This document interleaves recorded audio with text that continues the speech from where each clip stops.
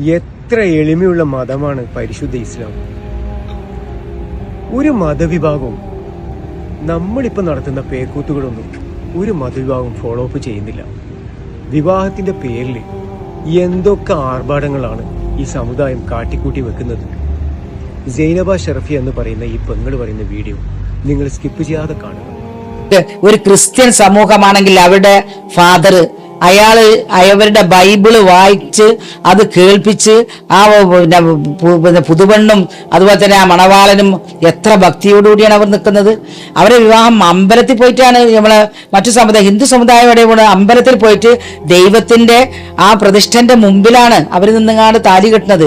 എത്ര ഭക്തി ഉണ്ട് അവരുടെ മുമ്പില്. നമ്മളെ സമുദായത്തിന്റെ ഭക്തി എവിടെ? അതാണ് നമ്മുടെ സമുദായമാണ് നശിക്കുന്ന സമുദായമാണ് ഇപ്പോൾ. കാരണം വിവാഹത്തിലൂടെ ഇപ്പം നശിക്കുന്നുണ്ടെങ്കിൽ അത് നമ്മൾ തന്നെ ഉള്ളൂ.